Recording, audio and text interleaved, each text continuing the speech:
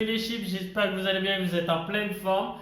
Très heureux de vous retrouver pour le vendredi lecture. Cette semaine, je vais vous parler de L'Alchimiste de Paul Coelho aux éditions J'ai lu, un livre formidable en développement personnel. Un livre où vous allez découvrir le rôle d'un mentor, le rôle de la légende personnelle, sa propre légende personnelle. C'est pour ça que j'ai lu ce livre. Et vraiment un livre formidable avec un aspect philosophique. Dans ce livre-là, vous allez retrouver Santiago, un jeune berger sans vraiment de rêve, sans vraiment d'ambition, hormis avoir un petit peu plus de moutons, rien de particulier. Et au final, il va faire des rêves qui vont l'amener vers sa légende personnelle. Et pour cela, il va croiser plusieurs mentors. Il va aller voir le premier marchand de laine, parce qu'au final, c'est un mentor, parce que ça lui a appris la frustration. Il va rencontrer une voyante qui va lui dire d'aller au bout de ses rêves. Et au final, c'est l'un des éléments déclencheurs, puisque souvent un menteur déclenche des éléments chez vous. Il va rencontrer un SDF qui va lui apprendre sur les a priori, qui va lui donner une clé, pas plusieurs clés, mais une clé très importante pour réaliser ses rêves. La clé qui va lui permettre de déclencher cela. Et il va trouver aussi, à travers cela, un livre sur l'alchimie. Un livre qui au final il ne finira quasiment jamais, ou pas, on verra à la fin du livre, ou peut-être aussi uniquement si vous le lisez. Vous verrez. Vraiment, tout cela, les mentors, le SDF qui lui donne des clés. Au final, il va aller au bout de sa légende personnelle, il va se dire, bon, j'ai fait des rêves, je veux aller au bout de mes rêves. Ses rêves, c'était de trouver un trésor sous les pyramides de Gizeh. Et au final, il se sentait apaisé. Quand il avait cette image, il était là. Comme s'il avait atteint le but de sa vie, et il va aller au bout de cela. Donc il va entreprendre des choses. Il est andalou, donc il va aller au Maroc. Au Maroc, il va se faire arnaquer par un voleur qui va lui prendre tout ce qu'il avait, sauf les clés données par le SDF. Donc il va aller travailler chez un marchand de porcelaine, bijoux, diamantaires. Il va travailler pendant plus d'1 an avec cette personne qui rêve d'aller à la Mecque, le marchand, et Santiago qui rêve d'aller sous les pyramides de Gizeh, trouver ce fameux trésor et toute la paix intérieure que ça va lui apporter. Aller au bout de sa légende personnelle. Au final, il va développer le commerce du marchand pendant plus d'1 an. Et au bout d'1 an, le marchand va dire stop.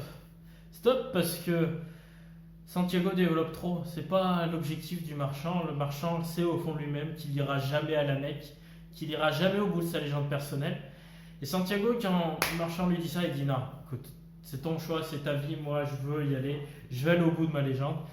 Il va prendre une sorte de convoi qui vont traverser le Sahara pour aller jusqu'à la pyramide de Gizeh. Il va rencontrer au travers de ce convoi un anglais bizarre, un anglais qui lit des livres chelous dans une langue chelou. Il s'intéresse un petit peu plus au fur et à mesure à l'anglais et s'aperçoit que c'est des livres sur l'alchimie. Étonnant, hein? Et il s'aperçoit aussi que cet anglais ne s'intéresse pas à son environnement, il s'intéresse uniquement aux livres. Et c'est là où des fois le rôle d'un mentor est aussi le cerveau entre guillemets collectif. C'est-à-dire que l'anglais va apporter à Santiago et Santiago va apporter l'anglais parce que l'anglais au fur et à mesure va abandonner ses livres, déjà pour alléger le convoi, et qui plus est pour s'intéresser à son environnement extérieur et vivre dans le moment présent. Et Santiago va s'intéresser de plus en plus à ce domaine de l'alchimie. Il va apprendre la langue des alchimistes. Et au final, c'est un partage de connaissances. Ils vont se retrouver attaqués, se retrouver bloqués dans une sorte d'oasis, une ville en plein milieu du Sahara. Et là, il va découvrir une nouvelle chose. L'anglais, déjà, c'est bon, il a fait sa légende personnelle. Il est allé au bout de ce qu'il voulait. Il souhaite rentrer, il rentrera quand il le pourra, parce que là, pour le moment, ils sont encore attaqués.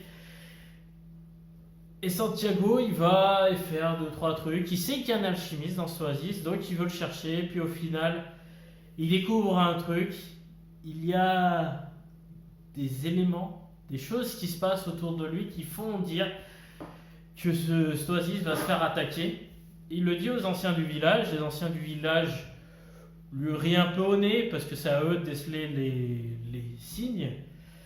Et au final, Santiago va au bout du truc. Et en gros, c'est soit vous me roulez dehors, soit vous me tuez.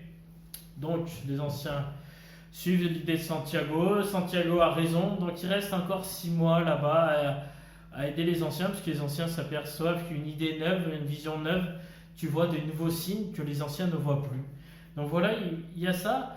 Mais en parallèle, Santiago, il a découvert une femme, une très belle femme.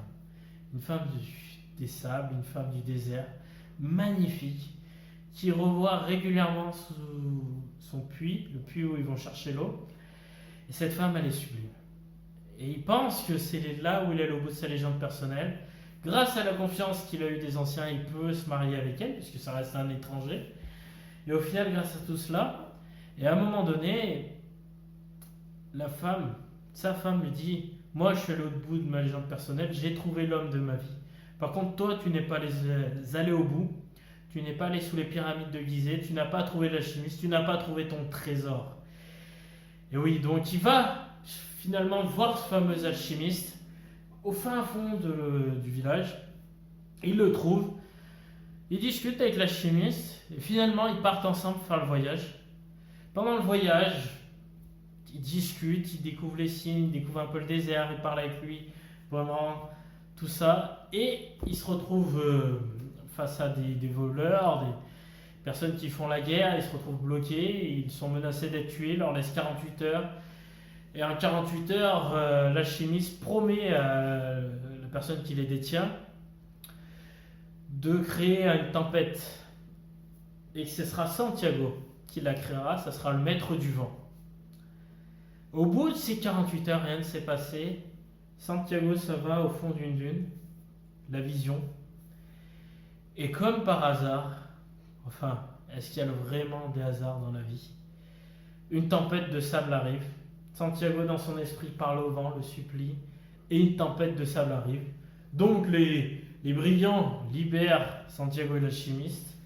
Ils finissent leur chemin. Et l'alchimiste est allé au bout. Il fera un cadeau aux personnes qui sont sur le chemin pour aller à la pyramide de Gizeh, un petit peu comme un péage, le guide du début pour aller avant l'entrée aux pyramides de Gizeh. Et le cadeau, c'est le cadeau classique d'un alchimiste. J'imagine que vous le savez, et si vous ne le savez pas, mettez-le en commentaire, ou je vous répondrai à la question si vous me la posez en commentaire. Santiago quitta l'alchimiste, parce que l'alchimiste, elle est au bout de sa route. Il y était allé au bout. Santiago se retrouva sous les pyramides de Gizeh, ne trouvait pas ce trésor, par contre trouva une paix intérieure, c'est vrai. Il repensa à tout le chemin, tout ce qu'il a traversé, aux voleurs, aux marchands de laine, aux marchands de porcelaine, à sa femme. Et oui, il pensa à tout ça. Et il rentra chez lui en Andalousie. Il retourna à côté de l'église délabrée où il vit la voyante. Et il vit quelque chose de bizarre. Et sous des décombres de l'église, il trouva un trésor. Le trésor, le fameux trésor qu'il cherchait. Il comprend plus trop, et puis il repensa et il comprit en fait que la voyante l'avait amené vers son chemin. Parce qu'il aurait trouvé le trésor, mais il n'aurait pas trouvé la paix intérieure, il n'aurait pas vécu tout ce qu'il a eu et tout ce qu'il a fait pendant ce trajet-là, pendant ces années de chemin vers ses rêves. Et il s'asseya avec son livre, finalement jamais fini, sur l'alchimiste. Et il se tourna la tête et il vit un SDF qui finalement n'était pas un SDF, était plus un alchimiste, qui ressemblait étrangement à l'alchimiste. Et s'aperçut que c'était plus qu'un alchimiste. Et il retrouva les fameuses 3 pierres précieuses qui lui ont déclenché, et au final il s'en est jamais servi. C'est l'élément qui lui a fait faire sa légende personnelle, et il ne l'a jamais utilisé. Le fameux argent qui nous permet de tout faire, de tout réussir, est toujours encore en sa possession. Et il le rend à l'alchimiste, au roi, SDF, on ne sait plus. En tout cas, c'est un mentor qui l'a accompagné dans tout ça. Donc j'espère que vous avez kiffé le résumé de ce livre. Si vous avez des questions, des interrogations, mettez-les en commentaire, je répondrai avec plaisir. Bien sûr, mettez un pouce bleu, abonnez-vous à la chaîne, ça fait toujours plaisir. Je vous donne rendez-vous la semaine prochaine pour le vendredi lecture. Allez, ciao!